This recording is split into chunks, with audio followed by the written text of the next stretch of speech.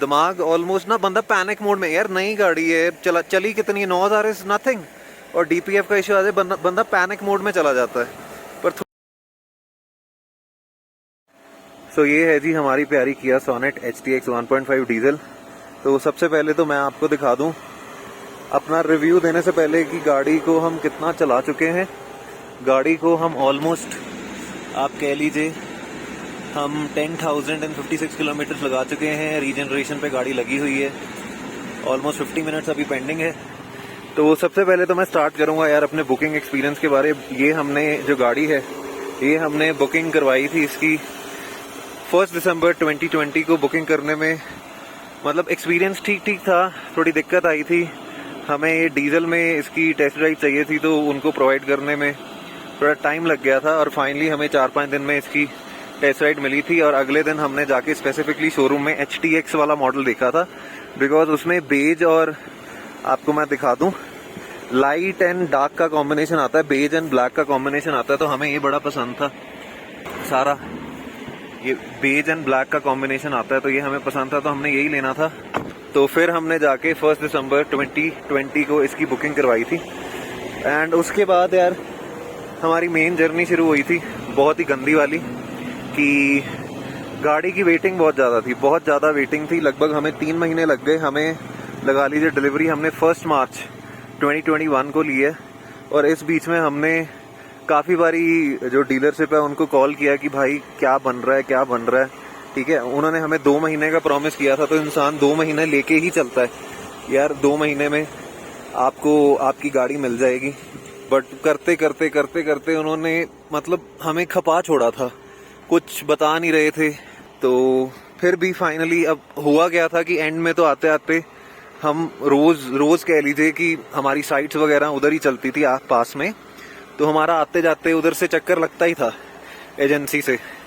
तो हम आते जाते उधर से उनसे मिलते जाते थे कि चलो पूछते जाते भाई क्या बना है, किधर तक पहुंची है। एंड फिर फाइनली यार एक दिन हमने जाके देखा तो उधर मॉडल खड़ा था, पर उन्होंने कहा था कि यार नहीं, ये तो मॉडल आ ही नहीं रहा हमारे पास व्हाइट कलर में HTX 1.5 डीजल। और करते करते आप कह लीजिए कि सुगंधा उधर मतलब ऑलमोस्ट रो पड़ी थी कि इतना मतलब हेरासमेंट ही होती है एक तरह से, लारे लाई जाओ, बहुत बहाने की आज ये है आज वो है। पर फाइनली उन्होंने गाड़ी हमें दे ही दी। तो मे बी की सुगंधा की रोने वाली हालत हो गई थी इसीलिए, बट यस हमें ये गाड़ी मिल गई थी 1 मार्च 2021 को। बहुत ही सिर खपाई कह लीजिए और बहुत ही मगज मारी और बहुत ही बहसो बसाई करने के बाद ये फाइनली हमें गाड़ी मिल गई थी। ठीक है जी, तो ये था हमारा बाइंग एक्सपीरियंस।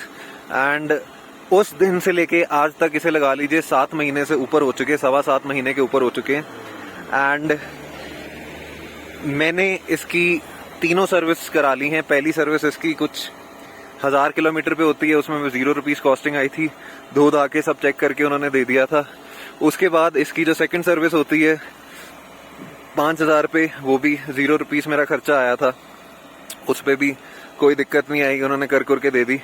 अब तीसरी सर्विस मैंने खारदुंगला जाना था, होनी तो 10,000 पे चाहिए थी। मेरी उधर के सर्विस मैनेजर से बात हुई थी, उन्होंने बोला था कि आपको जाने से पहले एक बारी हमसे आप मिलके जाइए, तो दैट विल बी फाइन, गाड़ी चेक हो जाएगी ताकि आपको दिक्कत ना आए। तो मैंने 9000 पे इसकी 3rd सर्विस कराई थी।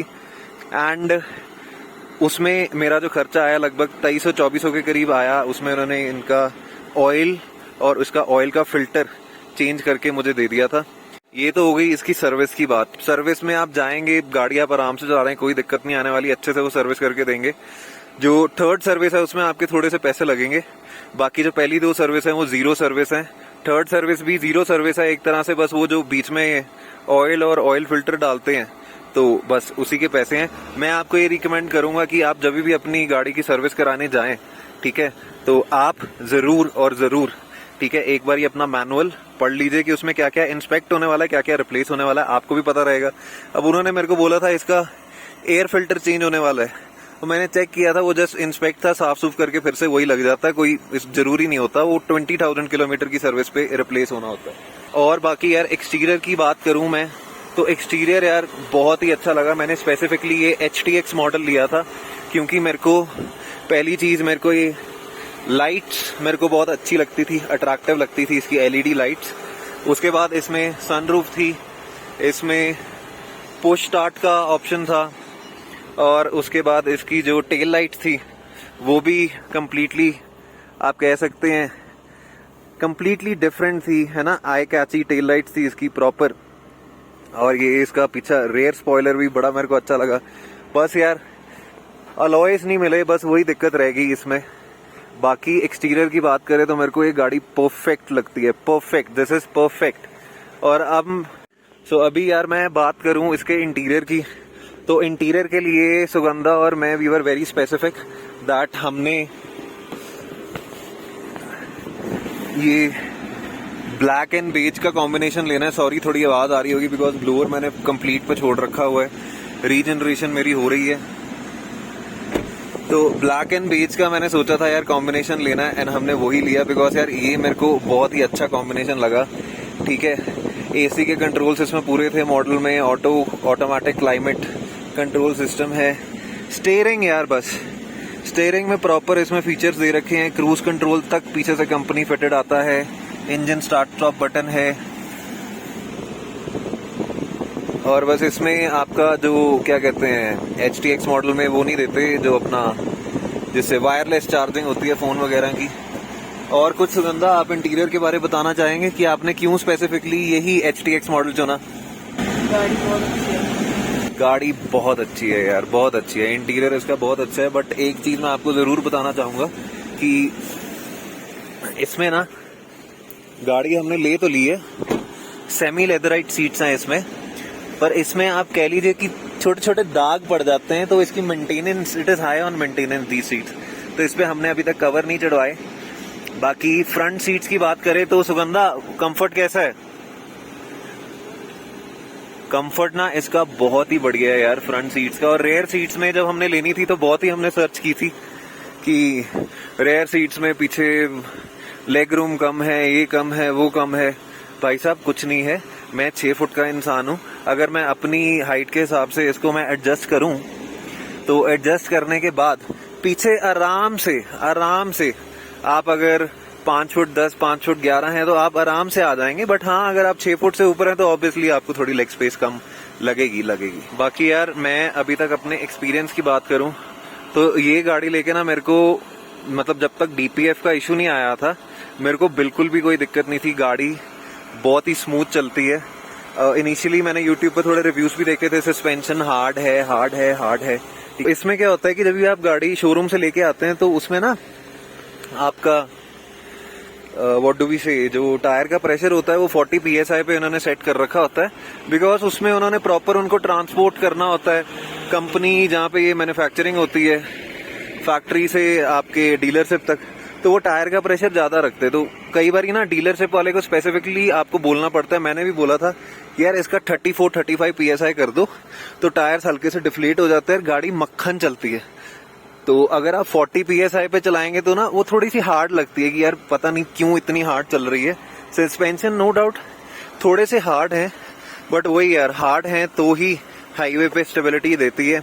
स्टीयरिंग के कंट्रोल्स बहुत ही अच्छे हैं, मतलब रिस्पॉन्सिव हैं स्टीयरिंग के कंट्रोल्स। जैसे जैसे आप स्पीड बढ़ाते हैं वो हल्की सी टाइटनेस आ जाती है स्टीयरिंग में ना, और बहुत ही मजा आता है यार इस गाड़ी को स्पेसिफिकली स्ट्रेट हाईवे पे चलाने का।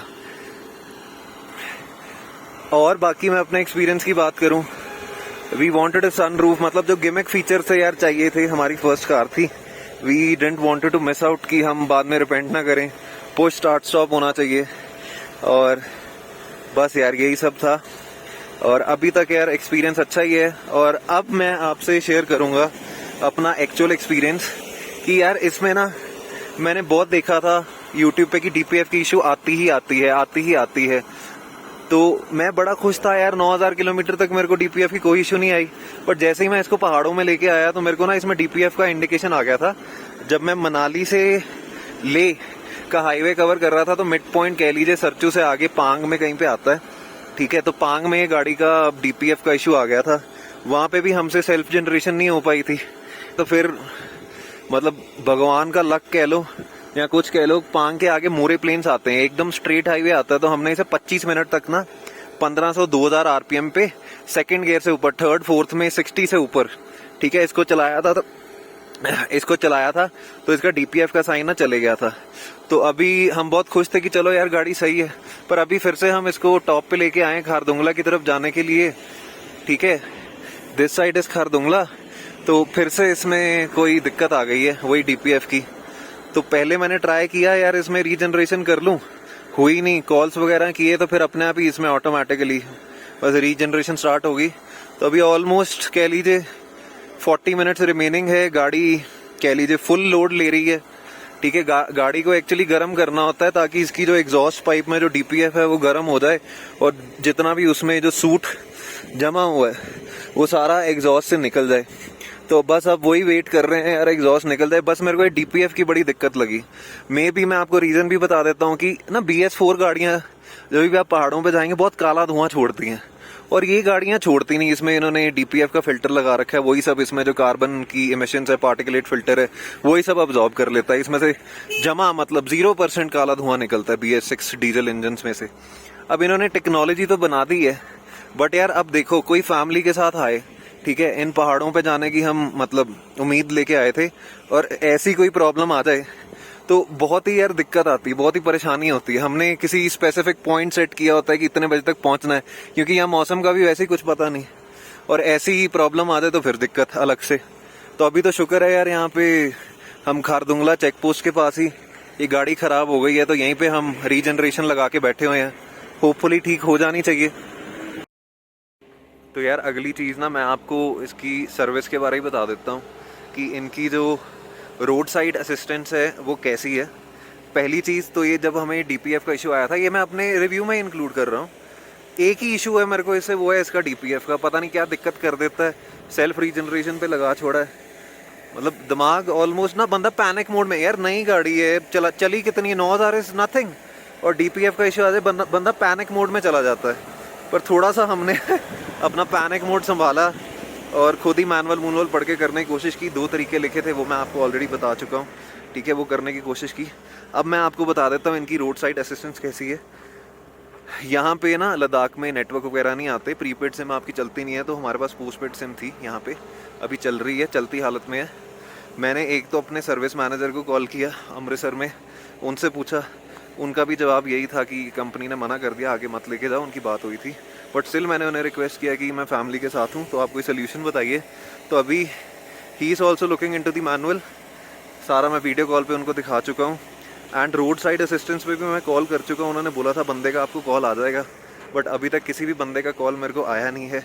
इस ऑलमोस्ट कह लीजिए पौना घंटा हो चुका है। वो कह रहे थे 5 मिनट में the person will revert back.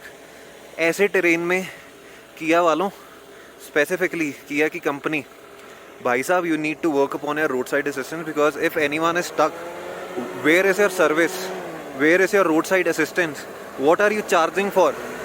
Okay, 12 lakh, 13 lakh, 14 lakh, 15 lakh, 17 lakh, 20 lakh, इतनी महंगी महंगी गाड़ियाँ आप बेच रहे हैं और रोड साइड असिस्टेंस आपका कुछ भी नहीं है। सीरियसली यार, किया, you should work upon your road side assistance.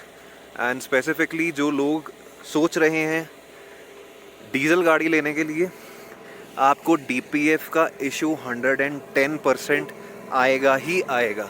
अगर आपकी गाड़ी कम चल रही है तो आपको जल्दी आ जाएगा, अगर यूजुअल रनिंग में है तो भी आपको आना ही आना है, पर वो थोड़ा लेट आएगा।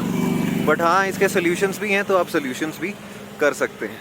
सो अभी यार मैं अपनी गाड़ी का रिव्यू इसी चीज़ पे एंड करता हूँ कि गाड़ी देखिए नो डाउट बहुत अच्छी है, डीजल में 1.5 litre is capable enough.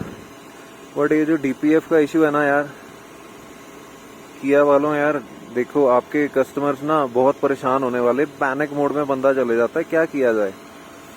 But कोई बात नहीं, ऑल इन ऑल अगर देखें गाड़ी बहुत बढ़िया है। अगर ये DPF का इशू बीच में इनके ना हो, ठीक है, मस्त गाड़ी चलती रहेगी। और अभी तक तो मैं प्रॉपरली सेटिस्फाइड हूँ लीविंग दी DPF इशू।